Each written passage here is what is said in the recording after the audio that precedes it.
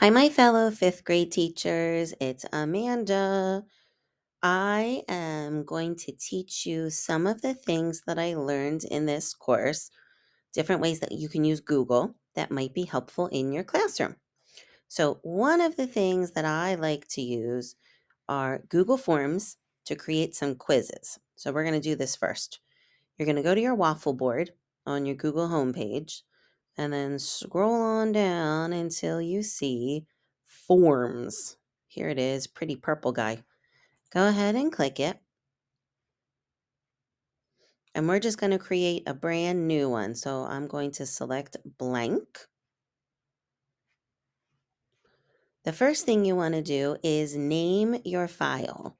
So if you double click up here, you can highlight this. And we're going to name it sample math test. All right. I do want to save it to my drive. So I'm going to click on the folder next to it.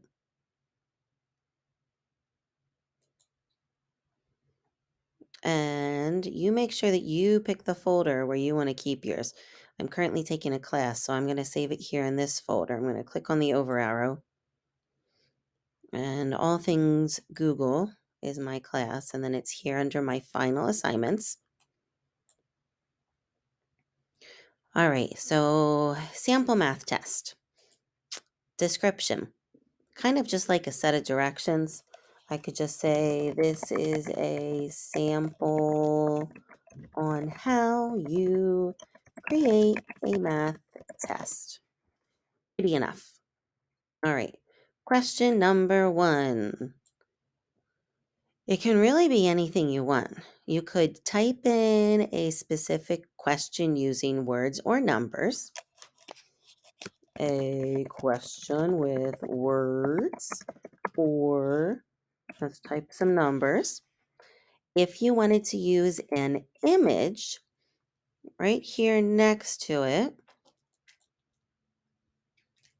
you can upload. I normally like to go over here and go to Google Images because I like to see what's out there. So I'll just type a multiplication problem and let's see what comes up.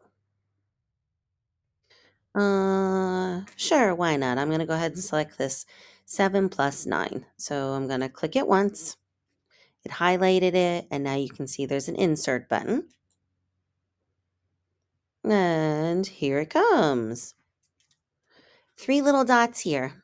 If I change my mind and I don't like it, I can go over here to remove it. I can change it. I can move where I have it. And I'm actually thinking it looks a little bit big. So I clicked on it. You can see those 3 little dots disappeared.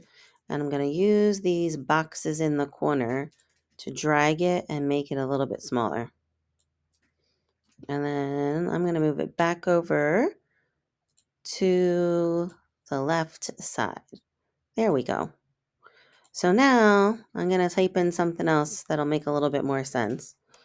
As in, solve the following question.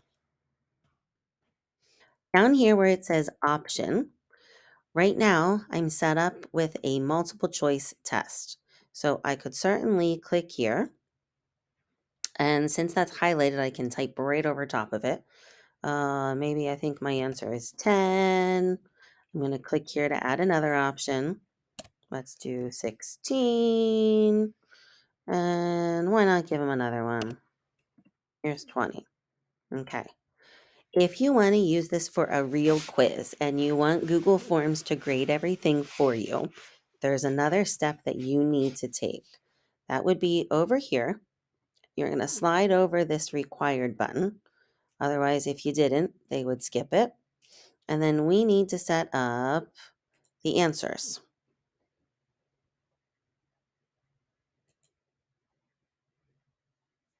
Okay, so as I was saying, if you want to make this a quiz and have Google Forms grade things for you, you're going to have to go up to settings and change a few things.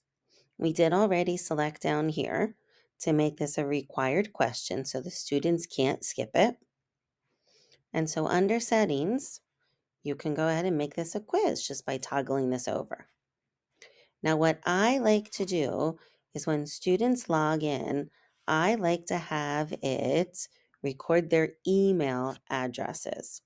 So your next option here under responses, I'm going to turn this option on, collect email addresses. And since some of the fifth graders are rather tricky individuals, we want to make sure that we limit this to one response.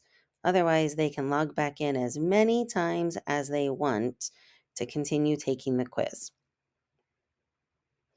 I think everything else is finished. So let's say that my quiz is all finished. I'm going to have to put an answer down here so it'll grade it for me. So let me go ahead and pick answer. And the correct answer is 16. Going to select that and press done. And I think I'm good to go. If you want to make it a little bit prettier, there are some other settings available. Customize the theme. Maybe you want to change the font. Maybe you want to change some colors. You can even add an image that will go across the top as a border.